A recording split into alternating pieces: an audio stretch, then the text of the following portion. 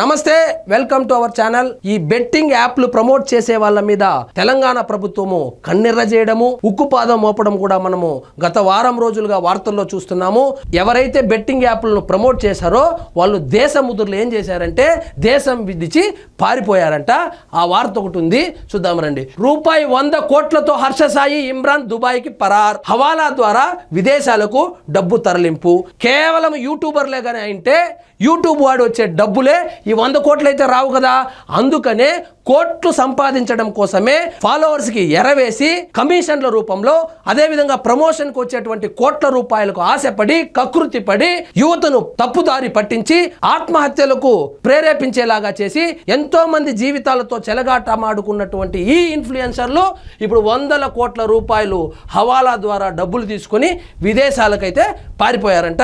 సంచలన ఆరోపణలు చేసిన నా అన్వేషణ సజ్జనార్ ఐపీఎస్ గారు ఏ విధంగా అయితే ఈ బెట్టింగ్ యాప్ ప్రమోషన్ల మీద పోరాడుతున్నారో అదే విధంగా నా అన్వేషణ అనేటువంటి ఒక యూట్యూబ్ ఛానల్ నడుపుతున్నటువంటి ప్రపంచ యాత్రికుడిగా గుర్తింపు పొందినటువంటి అవినాష్ మొదటి నుంచి ఈ బెట్టింగ్ యాప్లకు వ్యతిరేకంగా ఒక యుద్ధమే చేస్తున్నాడు. సంచలన ఆరోపణలు చేసిన నా అన్వేషణ మనీ లాండరింగ్ పై రంగంలోకి దిగిన ఈడీ అన్వేష్ పై కేసు పెట్టాలంటున్న ఇమ్రాన్ తన తల్లిని అసభ్యంగా దూషించాడని ఫిర్యాదు.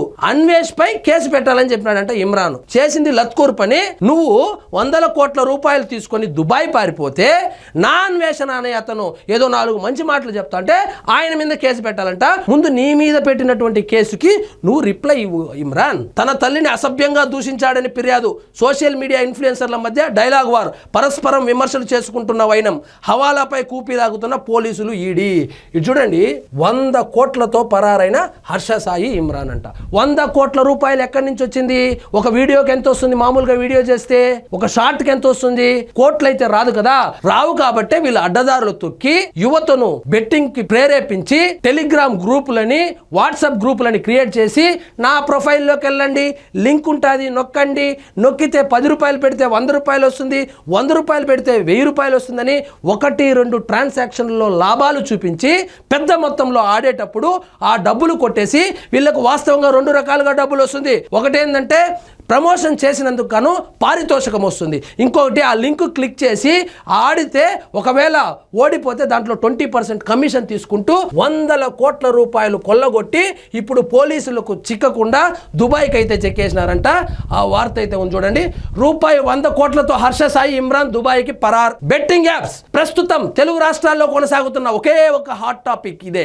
అయితే ఈ బెట్టింగ్ యాప్స్ కు సంబంధించి యూట్యూబ్, సోషల్ మీడియాలో ప్రమోట్ చేసిన వారందరిపై తెలంగాణలో వరుసగా కేసులు నమోదవుతున్నాయి.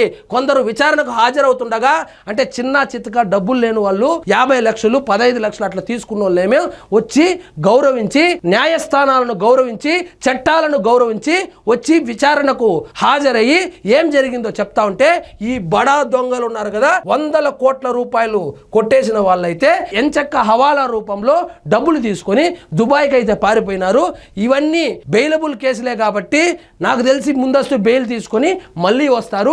ఇంకా ఈ రోజు నుంచి ఐపీఎల్ స్టార్ట్ కాబోతుంది. ఈ ఐపీఎల్ అయిపోయే లోపల కావాలంటే గుర్తుపెట్టుకోండి, కన్యాకుమారి నుంచి కాశ్మీర్ వరకు వేల మంది బెట్టింగ్ యాప్లకు ఈ క్రికెట్ బెట్టింగ్కి పాల్పడి నష్టపోయి ఆత్మహత్య చేసుకునే అవకాశాలు కూడా ఉన్నాయి.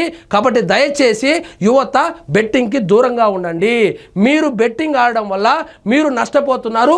మిమ్మల్ని ఎవరైతే ఆడమని ప్రమోషన్ చేసి ఇన్ఫ్లుయెన్స్ చేస్తున్నటువంటి ఇన్ఫ్లుయెన్సర్స్ మాత్రము 100 కోట్ల రూపాయలు తీసుకొని దర్జాగా బయట దేశాలకు, దుబాయ్కో లేదా యూకేకో పారిపోతున్నారు. కాబట్టి దయచేసి ఎవరు బెట్టింగ్ అయితే ఆడద్దండి. అన్వేష్ సంచలన వ్యాఖ్యలు. బెట్టింగ్ యాప్స్ నిందితులపై సంచలన ఆరోపణలు చేస్తూ అన్వేష్ తన యూట్యూబ్ ప్లాట్ఫామ్ ద్వారా ఒక వీడియో విడుదల చేశారు. ఇందులో హర్షసాయి, భయ్యా సన్నీ యాదవ్, ఇమ్రాన్ ఖాన్ దుబాయ్ పారిపోయారని తెలిపాడు. 10,000 కోట్లను హవాలా ద్వారా ఇండియా నుంచి దుబాయ్కి తరలించారని చెప్పాడు. ఈ 100 కోట్లు అంటే ఒక్కొక్కరిదేమో. మొత్తం ఈ వ్యవహారంలో 10,000 కోట్ల రూపాయలు హవాలా మనీ ఇన్వాల్వ్ అయ్యిందని నా అన్వేషణ ఛానల్ నడుపుతున్నటువంటి అన్వేష్ అయితే సంచలన ఆరోపణలు చేశారు. దీని వెనుక భారీ స్కామ్ ఉందని ఆరోపించాడు. ఈ కేసులో ఏసీబీ సిబిఐ కాకుండా ఈడీ రంగంలోకి దిగిందని తెలిపారు. ఎందుకంటే ఇక్కడ హవాలా ట్రాన్సాక్షన్స్ కూడా జరిగింది కాబట్టి ఇక్కడ ఏసీబీ సిబిఐ కాకుండా ఈడీ కూడా రంగంలోకి దిగింది. ఇక మిమ్మల్ని దేవుడే కాపాడాలి. సో ఇది 100 కోట్లో 1000 కోట్లో కాదు, మొత్తం 10,000 కోట్ల రూపాయల స్కామ్ జరిగింది. ఖచ్చితంగా వాళ్ళనైతే శిక్షించాలి. వేల మంది యువత ఆత్మహత్యలు చేసుకున్నారు ఈ ఇన్ఫ్లుయెన్సర్స్ వల్ల. సో దీని మీద ఒక యుద్ధమే చేస్తున్నాడు నా అన్వేషణ. చూద్దాం మరి ఏం జరుగుతుందో. అన్వేష్ పై కేసు పెట్టాలని ఇమ్రాన్ చెప్తానంట. ఎందుకు అన్వేష్ పై కేసు పెట్టాలి? ఒరే బెట్టింగ్ యాప్లు ప్రమోట్లు చేయొద్దండ్రా, బెట్టింగ్ యాప్లు ప్రమోట్ చేసి యువత జీవితాలతో ఆడుకోవద్దండి అని చెప్పిన దానికి అన్వేష్ మీద కేసు పెట్టాలనా? లేకపోతే ఇంకా నయం నా మీద కేసు తీసేయండి, అన్వేష్ మీద పెట్టండి అని చెప్పలేదు. సో ఇమ్రాను హర్ష సాయి అయితే దుబాయ్కి పారిపోయాడని నా అన్వేషణ ఛానల్ అన్వేష్ అయితే ఆరోపించారు.